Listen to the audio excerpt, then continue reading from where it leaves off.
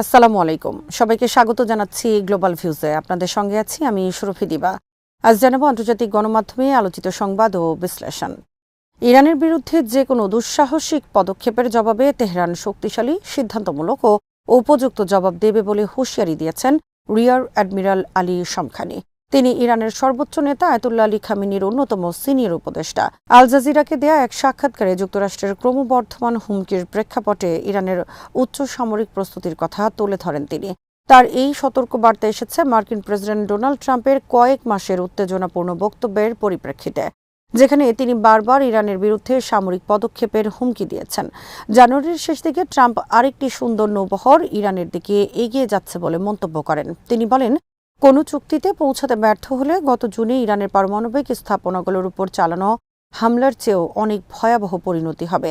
Shamkhani জোর দিয়ে বলেন, আমাদের সামরিক প্রস্তুতি উচ্চ পর্যায়ে রয়েছে। যে কোনো পক্ষের ভুল হিসাব নিকাশের মূল্য হবে অনেক বেশি।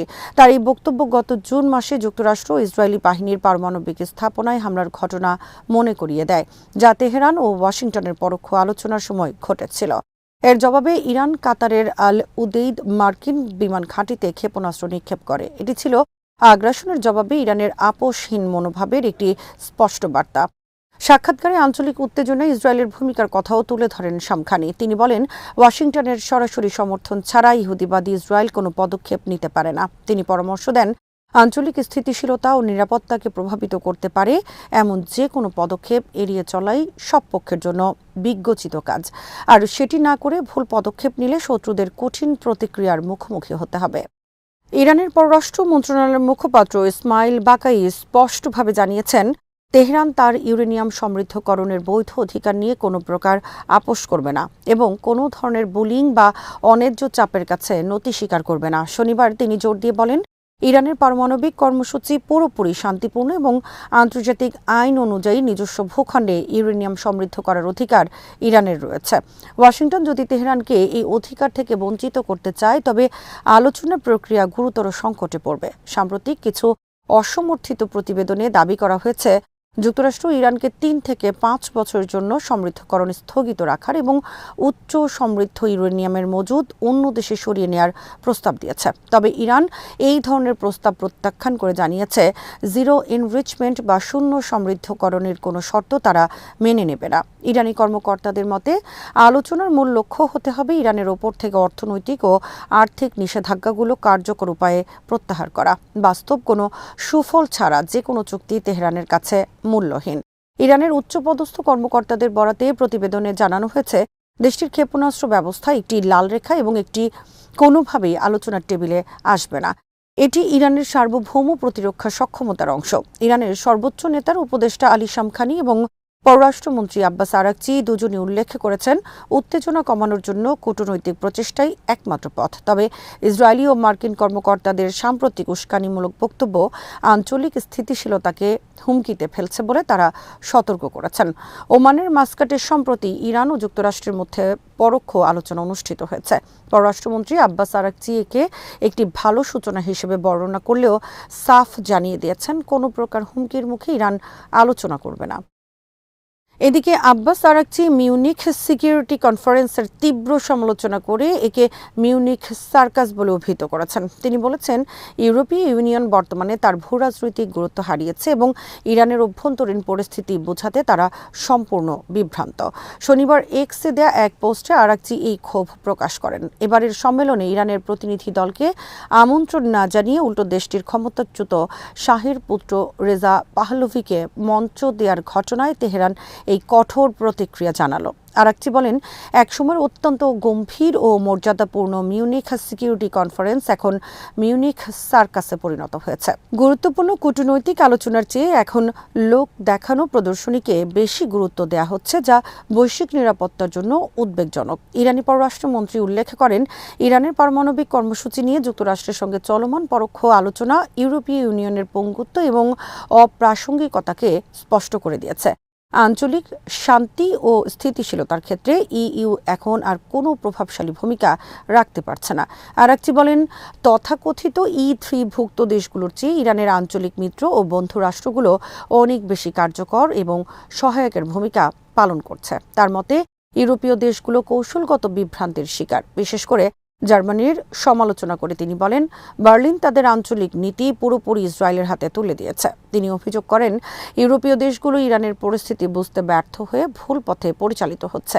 এবারের মিউনিখ সম্মেলনে ইরানের সরকারি কোনো প্রতিনিধিকে আমন্ত্রণ জানানো হয়নি। পরিবর্তে রেজা পাহলভি সেখানে উপস্থিত হয়ে ইরানের বিরুদ্ধে সামরিক ও রাজনৈতিক হস্তক্ষেপের আহ্বান জানান।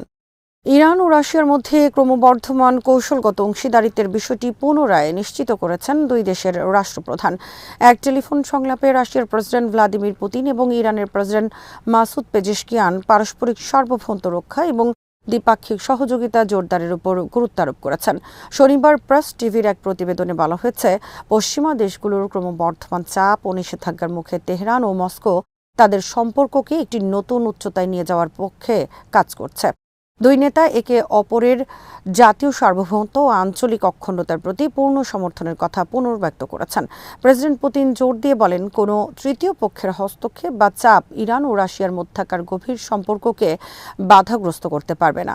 আলোচনায় দীর্ঘমেয়াদী কৌশলগত সহযোগিতা চুক্তি স্বাক্ষরের বিষয়ে অগ্রগতি নিয়ে আলোচনা হয়েছে। এই চুক্তিটি দুই দেশের অর্থনৈতিক, সামরিক ও রাজনৈতিক সম্পর্ককে আইনি ভিত্তি প্রদান করবে বলে আশা করা হচ্ছে। পেজেশকিয়ান ও পুতিন একমত হয়েছেন, একতরফা পশ্চিমা নিষেধাজ্ঞা মোকাবেলায় দুই দেশের মধ্যে ব্যাংকিং এবং জ্বালানি খাতে সহযোগিতা বৃদ্ধি করা প্রয়োজন। বিশেষ করে আন্তর্জাতিক বাণিজ্যে নিজস্ব মুদ্রা ব্যবহারের বিষয়টি তারা গুরুত্বের সঙ্গে দেখছেন। মধ্যপ্রাচ্যের চলমান উত্তেজনা এবং ককেশাস অঞ্চলের পরিস্থিতি নিয়ে দুই নেতা মতবিনিময় করেন। সিরিয়া এবং কাস্পিয়ান সাগর অঞ্চলের স্থিতিশীলতা বজায় রাখতে তারা যৌথভাবে কাজ করার অঙ্গীকার করেন। ইরানের প্রেসিডেন্ট মাসুদ পেজেশকিয়ান বলেন, রাশিয়া আমাদের কৌশলগত বন্ধু এবং প্রতিবেশী। আমরা আমাদের প্রতিরক্ষা ও অর্থনৈতিক সক্ষমতা বাড়াতে রাশিয়ার সঙ্গে দীর্ঘমেয়াদী সহযোগিতায় বিশ্বাসী। লেবাননের প্রতিরোধ আন্দোলন হিজবুল্লাহ প্রধান এক ভাষণে ইসরায়েলি হুমকির বিরুদ্ধে কঠোর হুঁশিয়ারি উচ্চারণ করেছেন। একই সঙ্গে তিনি ইরানের ইসলামী বিপ্লবের বার্ষিকী উপলক্ষে ইরানের সর্বোচ্চ নেতা আয়াতুল্লাহ আলী খামেনি এবং দেশটির জনগণের প্রতি গভীর সংহতি প্রকাশ করেছেন। শনিবার প্রেস টিভির এক প্রতিবেদনে বলা হয়, মধ্যপ্রাচ্যে ক্রমবর্ধমান উত্তেজনা এবং ইসরায়েলি উস্কানির মুখে হিজবুল্লাহ তাদের সামরিক প্রস্তুতির বিষয়টি পুনরায় নিশ্চিত করেছে। হিজবুল্লাহ নেতা ইরানের ইসলামী বিপ্লবের ৪৭তম বার্ষিকী উপলক্ষে অভিনন্দন জানিয়ে বলেন, এই বিপ্লব কেবল ইরানের নয়, বরং বিশ্বের সমস্ত মজলুম ও স্বাধীনতাকামী মানুষের জন্য আশার আলো। তিনি আয়াতুল্লাহ খামেনির প্রজ্ঞাবান নেতৃত্বের প্রশংসা করেন। ভাষণে তিনি সতর্ক করে বলেন, লেবাননের সার্বভৌমত্ব লঙ্ঘন বা কোনো ধরনের সামরিক দুঃসাহসিকতা দেখালে ইসরায়েলকে চড়া মূল্য দিতে হবে। তিনি জোর দিয়ে বলেন, হিজবুল্লাহর প্রতিরোধ ক্ষমতা এখন আগের যে কোনো সময়ের চেয়ে শক্তিশালী। হিজবুল্লাহ প্রধান উল্লেখ করেন, ইরান, লেবানন এবং এই অঞ্চলের অন্যান্য প্রতিরোধ যোদ্ধাদের মধ্যে যে সমন্বয় রয়েছে তা ইসরায়েল ও তার পশ্চিমা মিত্রদের ষড়যন্ত্র রুখে দিতে সক্ষম। তিনি একে প্রতিরোধের অবিচ্ছেদ্য বন্ধন বলে অভিহিত করেন। ভাষণে বলা হয়, ইসরায়েলি এই অঞ্চলে অস্থিতিশীলতার প্রধান উৎস। যতক্ষণ পর্যন্ত ফিলিস্তিন ও লেবাননের উপর আগ্রাসন বন্ধ না হবে, ততক্ষণ প্রতিরোধ অব্যাহত থাকবে। তিনি লেবাননের জনগণকে আশ্বস্ত করে বলেন, হিজবুল্লাহ কেবল একটি সামরিক শক্তি নয়, বরং এটি দেশের সীমান্ত ও সম্মান রক্ষার একটি ঢাল। সম্প্রতি ইসরায়েলি প্রধানমন্ত্রী বেনিয়ামিন নেতানিয়াহু এবং মার্কিন প্রশাসনের পক্ষ থেকে ইরানের বিরুদ্ধে কঠোর সামরিক পদক্ষেপের হুমকির পর হিজবুল্লাহর পক্ষ থেকে এই কড়া প্রতিক্রিয়া এলো। বিশ্লেষকরা মনে করছেন, হিজবুল্লাহর এই অবস্থান মূলত ইরানের উপর যে কোনো হামলার ক্ষেত্রে একটি যৌথ প্রতিরক্ষা ব্যবস্থার ইঙ্গিত দিচ্ছে। বিশ্বখ্যাত লেখিকা ও সমাজকর্মী অরুন্ধতী রায় গাজায় চলমান পরিস্থিতি নিয়ে বার্লিন আন্তর্জাতিক চলচ্চিত্র উৎসবের বিচারকদের বিতর্কিত মন্তব্যের প্রতিবাদে উৎসব থেকে নিজেকে প্রত্যাহার করে নিয়েছেন। বার্লিন চলচ্চিত্র উৎসবের জুরি প্রেসিডেন্ট ভিম ভেন্ডার্স এক সংবাদ সম্মেলনে বলেন, শিল্পীদের রাজনীতি থেকে দূরে থাকা উচিত। অরুন্ধতী রায় এই মন্তব্যকে অগ্রহণযোগ্য এবং বিস্ময়কর বলে বর্ণনা করেছেন। তিনি বলেন, গাজায় যখন একটি মানবতা বিরোধী অপরাধ ঘটছে, তখন শিল্পীদের নিরপেক্ষ থাকার কথা বলা মানে সেই অপরাধকে আড়াল করা। অরুন্ধতী রায় তার বিবৃতিতে স্পষ্টভাবে বলেন, গাজায় যা ঘটছে এবং যা অব্যাহত রয়েছে তা হল ইসরায়েল কর্তৃক ফিলিস্তিনি জনগণের উপর চালানো একটি গণহত্যা। তিনি এই অপরাধের জন্য যুক্তরাষ্ট্র ও জার্মানিকেও দায়ী করেন, কারণ তারা ইসরায়েলকে অর্থ ও অস্ত্র দিয়ে সহায়তা করছে। তিনি উল্লেখ করেন, যখন রিয়েল টাইমে বা চোখের সামনে গণহত্যা ঘটে, তখন শিল্পী, লেখক ও চলচ্চিত্র নির্মাতাদের উচিত তা বন্ধ করার জন্য তাদের সর্বশক্তি দিয়ে চেষ্টা করা। তিনি সতর্ক করে বলেন, আমাদের সময়ের শ্রেষ্ঠ চলচ্চিত্র নির্মাতারা যদি সোচ্চার হতে না পারেন তবে ইতিহাস তাদের বিচার করবে। অরুন্ধতী রায়ের 1989 সালের বিখ্যাত চলচ্চিত্র in which Annie gives it those ones এই উৎসবের ক্লাসিক বিভাগে প্রদর্শনের জন্য নির্বাচিত হয়েছিল। তিনি সেই প্রদর্শনীতে উপস্থিত থাকার কথা থাকলেও নৈতিক কারণে তা বাতিল করেছেন। অরুন্ধতী রায়ের এই অবস্থান বিশ্বজুড়ে ব্যাপক আলোচনার জন্ম দিয়েছে। তার এই বর্জন উৎসবের নিরপেক্ষতা এবং গাজা ইস্যুতে পশ্চিমা সাংস্কৃতিক জগতের নীরবতাকে আবারও প্রশ্নের মুখে দাঁড় করিয়েছে।